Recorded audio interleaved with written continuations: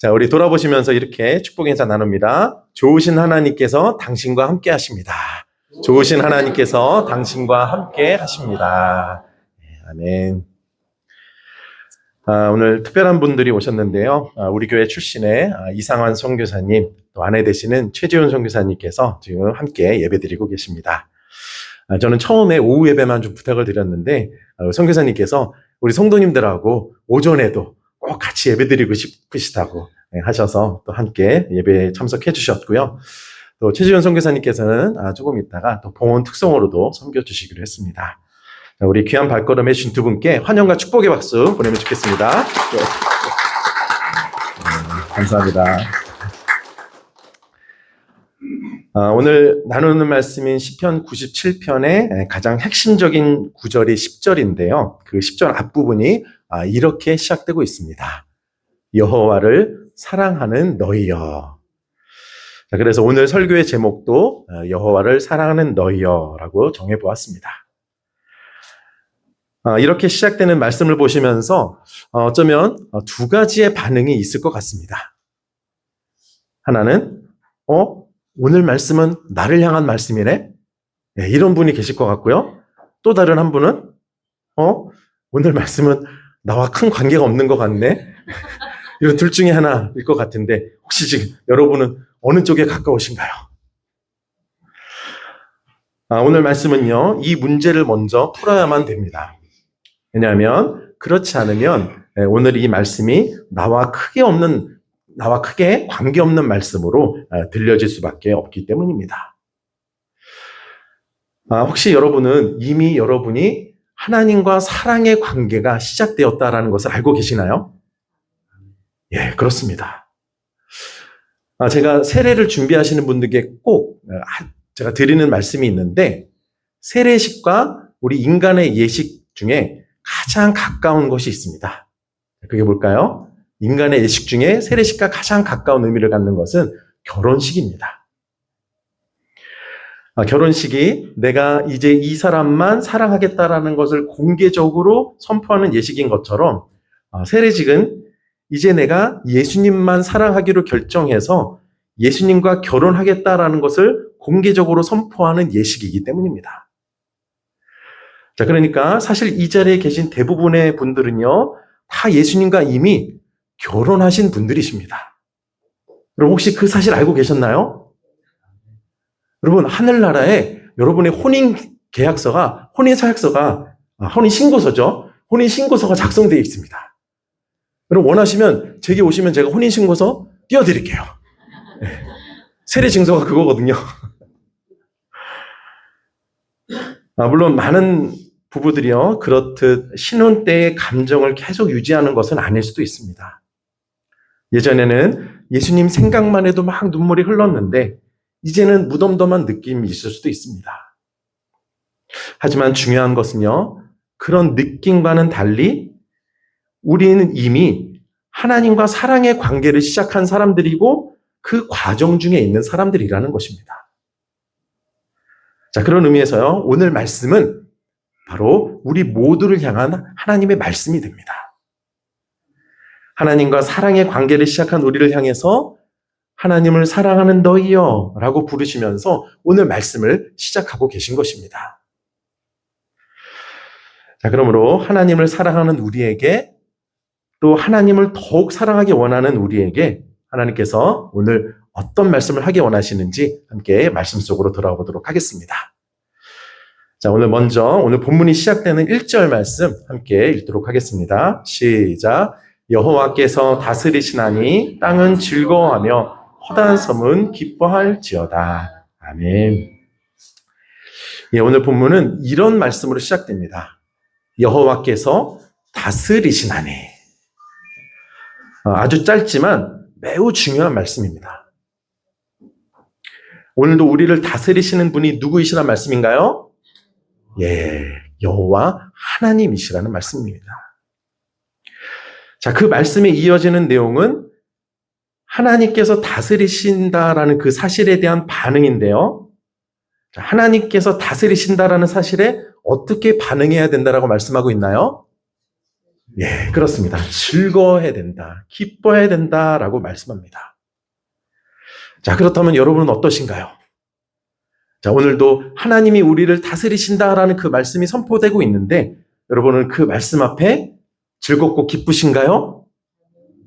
아니면 부담스러우신가요? 네. 사실 사람에게는요, 기본적으로 누군가의 다스림을 받는 것에 대한 거부감이 있는 것 같습니다. 자, 그래서 직장 다니시는 분들은 안쪽 호주머니에 늘 뭐를 넣고 다니죠? 네, 사표를 넣고 다닙니다. 항상 나를 다스리는 그 상사로부터 비인격적인 대우를 받을 때가 많지 않습니까? 그러면 이때다 싶을 때 멋지게 사표를 그 상사 얼굴에 던지면서 퇴사하는 그런 꿈들을 꾸지 않습니까? 자, 그래서 보통 다스림을 받는 위치가 아니라 내가 다른 사람을 다스리는 위치에 서기를 원하는 것이 많은 사람들의 마음인 것 같습니다. 자, 그런데 여기서는 다스림을 받는데도 즐거워하고 기뻐한다라고 말합니다. 자, 왜 그럴까요? 그 이유가 이어지는 말씀이 나오는데요. 우리 2절 말씀 함께 읽도록 하겠습니다. 시작. 구름과 흑암이 그를 둘렀고 의와 공평이 그의 보좌의 기초로다. 아멘. 여기서 앞에 나오는 구름과 흑암은요, 영광으로 뒤덮여서 감히 범접할 수 없는 하나님의 보좌를 말하는 것입니다. 자, 그런데 그 보좌의 기초가 무엇이라고 말씀하나요? 예, 의와 공평이라고 말씀합니다. 즉, 우리 하나님은 정의와 공평으로 다스리시는 분이시라는 말씀입니다. 달리 말하면요, 우리 하나님은 아주 좋은 상사이시다라는 말씀입니다. 직장 생활을 하시거나 어느 조직에 들어가건 최대 관심사는 내 상사가 어떤 사람이 되느냐 하는 문제일 것입니다. 왜냐하면 상사가 누구냐에 따라서 직장 생활이나 조직 생활이 괴로울 수도 있고 행복할 수도 있기 때문이죠. 자, 그래서요, 부목사님들의 관심사도 비슷하더라고요. 무엇일까요? 담임 목사님이 어떤 사람인지 굉장히 관심을 많이 갖습니다. 자, 그런데 우리를 다스리는 하나님은 아주 좋은 상사이시다라는 것입니다. 그래서요, 하나님의 다스리심을 받으면 오히려 살게 됩니다. 하나님의 다스리심을 받으면 더 잘 되고 더 행복하고 평안하게 됩니다. 자, 그러니까 하나님이 우리를 다스리신다는 생각에 구속함이 아니라 즐거워하고 기뻐할 수 있게 되는 것입니다. 자, 그런 의미에서요, 저는 저와 여러분이 하나님의 다스리심을 기뻐할 수 있게 되기를 소망합니다. 네, 아멘. 자, 그런데요, 하나님의 이런 다스리심을 기뻐하는 사람들만 있었던 것은 아닙니다. 자, 이어지는 3절, 4절 말씀 우리 함께 읽도록 하겠습니다. 시작. 불이 그의 앞에서 나와 사방의 대적들을 불사르시는도다. 그의 번개가 세계를 비추니 땅이 보고 떨었도다. 아멘. 앞에서는 하나님의 다스리심을 기뻐하고 즐거워했는데 또 다른 사람들은 하나님의 다스리심을 보면서 두려워 떠는 사람들이 나왔습니다. 자, 왜 이 사람들은 두려워 떨고 있는 걸까요? 어느 때가 되었을 때 하나님 보좌에서 불이 나와 악한 사람들을 불사르는 심판이 있기 때문입니다. 그것을 보았기 때문입니다. 자, 이렇게요. 오늘 말씀 앞부분에서는 하나님의 다스리심에 대해서 전혀 다른 두 종류의 반응을 우리에게 보여주고 있습니다. 한쪽은 즐거워하고 기뻐하는 반응이 있고 다른 한쪽은 심판으로 인해 두려워 떠는 반응이었습니다. 이 장면을요, 여러분 머릿속에 잘 담아두시면 좋겠습니다. 바로 이 장면의 차이가 오늘 말씀의 내용을 가장 분명하게 전해주는 모습이기 때문입니다.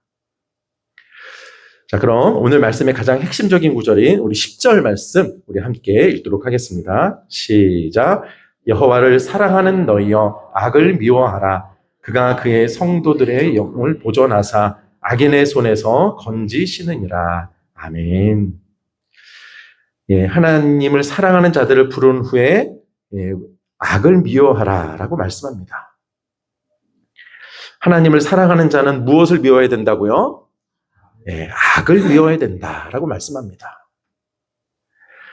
자, 여기서 좀 뭔가 앞뒤가 안 맞는 것 같은 두 개의 단어가 연달아 나옵니다. 하나는 사랑한다라는 단어이고요. 또 다른 하나는 미워한다라는 단어입니다. 자, 그래서 언뜻 봤을 때는 뭔가 안 맞는 것 같고 어색한 느낌이 드실 수 있습니다. 아니, 기독교는 사랑의 종교인데 어떻게 미워하라는 말씀이 나올 수 있지? 라는 생각이 드실 수 있는 것입니다. 자, 그런데요, 이렇게 말씀하는 이유가 있습니다. 자, 그것은 누군가를 사랑한다라는 것이 상대가 싫어하는 것을 나도 싫어하는 것을 의미하기 때문입니다. 어떤 분이 말씀을 묵상하시면서 기록한 내용인데요. 결혼 30년 차 부부로 아내는 경상도 사람이고 남편은 전라도 사람입니다. 무생채를 할 때요, 경상도에서는 무채의 두께를 두껍게 썬다라고 합니다. 자, 그 이유는 금방 수분이 빠지고 흐물흐물해지는 것이 싫기 때문이죠. 자, 그런데 반면에 전라도에서는 무생채를 할 때 두께를 얇게 썬다라고 합니다. 그래야만 양념이 잘 될 수 있기 때문이죠. 자, 그런데 이 경상도 아내가 30년 동안 살면서 무생채의 두께만큼은 내가 양보할 수 없다라는 생각으로 무생채를 할 때 두껍게 썬 것입니다.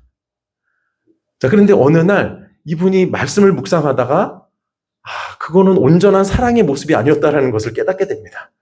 그래서 그날부터 무생채를 할 때 얇게 썰었다고 합니다. 여러분 참 마음이 예쁘죠? 예. 참고로 제가 두꺼운 무생채를 좋아하는지 얇은 무생채를 좋아하는지는 물어보지 마시기 바랍니다. 이렇게요. 사랑은 기본적으로 누군가가 좋아하는 일을 해주는 것입니다. 하지만 그것이 전부가 아니라는 것입니다. 상대가 좋아하는 것을 해주는 것도 사랑이지만 상대가 싫어하는 것을 하지 않는 것 또한 사랑이라는 것입니다. 상대가 싫어하는 것을 함께 싫어하는 것 또한 사랑이라는 것입니다. 자, 혹시 지금 여러분은 어떠신가요? 아내나 남편이 그렇게 싫다고 하는데 계속 그 일을 하고 있는 것은 아닌가요? 특히 우리 아내분들, 남편들이 양말 뒤집어 놓는 거 참 싫어하지 않습니까? 그런데도 계속 그 일을 하고 있는 것은 아닌가요? 아니면 그분이 싫어하시니 그 일을 안 하고 계신가요? 자, 이런 이유로요, 하나님을 사랑하는 사람은 악을 미워해야 한다라고 말씀하는 것인데요. 왜냐하면 하나님은 악을 싫어하시기 때문입니다. 자, 그렇다면 중요한 것은 하나님이 싫어하시는 그 악이 무엇이냐 하는 문제입니다. 왜냐하면요, 하나님이 미워하시는 것이 무엇인지를 우리가 제대로 알아야만 하나님을 더욱 온전히 사랑할 수 있기 때문입니다. 자, 여러분, 하나님이 싫어하시는 악이 어떤 것일까요? 네, 여러분 떠오르는 것들이 있으시죠? 네, 대표적으로 십계명에 나오는 것들이죠. 네, 사람을 살해하는 것, 남의 것을 빼앗는 것, 간음하는 것, 이런 등등의 모습들입니다. 네, 그런 일들은 하나님이 싫어하는 일들이 맞습니다. 자, 그런데요, 성경은 조금 더 근본적인 부분을 말씀합니다. 자, 우리 예레미야 2장 13절 말씀인데요. 화면을 보시고 함께 읽도록 하겠습니다. 시작. 내 백성이 두 가지 악을 행하였나니 곧 그들이 생수의 근원되는 나를 버린 것과 스스로 웅덩이를 판 것인데 그것은 그 물을 가두지 못할 터진 웅덩이들이니라. 아멘. 네, 그렇습니다. 하나님께서 생각하시는 악이 무엇이라고요? 예, 생수의 근원이 되시는 하나님을 버리는 것이라고 말씀합니다. 그리고 그렇기 때문에 스스로 웅덩이를 파는 것이라고 말합니다. 자, 이것이 하나님께서 말씀하신 악인데요. 이 두 가지를 합치면 결국 하나입니다. 생수의 근원 대신 하나님을 버리는 것, 그것이 악이라는 것입니다. 모든 악이 거기에서부터 시작된다라는 것입니다. 그것이 모든 악의 뿌리라는 것입니다. 자, 여러분, 왜 이것이 모든 악의 뿌리일까요? 왜 하나님을 버리는 것이 모든 악의 뿌리가 되는 걸까요? 지난 주일 우리 교회 앞 화단에 우리 성도님들 또 여러분이 꽃을 예쁘게 심어주셔서 한 주간 동안 제가 그 꽃을 보면서 참 기분이 좋고 행복했습니다. 주차장 쪽에 있는 화단에는 작년에 피었던 꽃이 또 고스란히 다시 피어서 참 신기하다라는 생각도 들었습니다. 자, 여러분, 이렇게 예쁜 꽃을 흙에서 뽑으면 어떻게 될까요? 그렇습니다. 그런데 그래도 살 수 있는 방법이 있긴 있더라고요. 어떻게 하면 되죠? 꽃병에 꽂아 놓으면 잠시 살 수 있습니다. 그리고 보통 꽃꽂이 할 때 그 꽂아 놓는 젖은 스펀지 있죠? 거기에 꽃을 꽂아도 꽃은 살 수 있습니다. 자, 근데 그 꽃들이 오래 가나요? 그렇지 않죠. 꽃병에 물을 아무리 잘 갈아주어도 어느 정도의 시간이 지나면 다 시들어 버리고 맙니다. 왜요? 꽃은 그곳이 아니라 흙에 심겨졌을 때 제대로 살 수 있기 때문입니다. 흙을 떠나서는 온전히 살 수 없기 때문입니다. 자, 그래서요, 생수의 근원 대신 하나님을 버리는 것이 악의 뿌리라고 말씀하고 있는 것입니다. 하나님을 버리면 흙에서 뽑힌 꽃과 같은 신세가 되어버리기 때문입니다. 그래서 하나님은 하나님을 떠나버린 자들을 바라보시며 안타까워 하시는 것입니다. 여러분, 오늘 말씀에서 한 가지 오해하면 안 되는 부분이 있는데요. 하나님이 미워하시는 것이 악인이 아니고 악이라는 것입니다. 자, 하나님은 하나님을 떠난 사람들을 미워하는 것이 아니라는 것입니다. 그 사람들이 하나님을 떠나게 만들었던 그 악의 세력을 하나님이 미워하시는 것입니다. 자, 그러므로요, 하나님을 사랑하는 자 또한 무엇을 미워해야 되는 거죠? 악인이 아니라 악을 미워해야 되는 것입니다. 자, 그럼 원수는 어떻게 해야 된다고요? 그렇습니다. 원수도 사랑해야 된다라고 말씀하십니다. 설사 그 원수가 집안에 있다 하더라도 어떻게 해야 된다고요? 그렇습니다. 사랑의 대상이라는 것입니다. 너무 깊이 공감하시는 분들이 계시는 것 같습니다. 다만 그 원수는 사랑하되 그 원수를 어렵게 만드는, 그 원수를 나의 원수 되게 만드는 악에 대해서는 미워해야 된다라는 것입니다. 자, 그렇다면 악을 미워한다라는 것은 구체적으로 어떤 모습일까요? 우리는 그것을요, 예수님의 모습 속에서 발견할 수 있는데요. 우리 요한복음 11장 33절 말씀 함께 화면을 보시고 읽도록 하겠습니다. 시작. 예수께서 그가 우는 것과 또 함께 온 유대인들이 우는 것을 보시고 심령에 비통히 여기시고 불쌍히 여기사. 아멘. 나사로가 죽은 것을 보고 사람들이 매우 슬퍼하고 있는 그 장면에 나오는 말씀입니다. 예수님께서요, 사람들이 그렇게 나사로의 죽음을 슬퍼하는 모습을 보시면서 비통히 여기시고 불쌍히 여기셨습니다. 그래서 예수님도 이때 눈물을 흘리셨습니다. 죽음 앞에 절망할 수밖에 없는 인간들의 모습이 너무 안타까우셨던 것입니다. 하지만요, 거기서 끝나지 않았습니다. 그 다음 예수님이 어떻게 하십니까? 이렇게 말씀하십니다. 나사로야, 나오너라.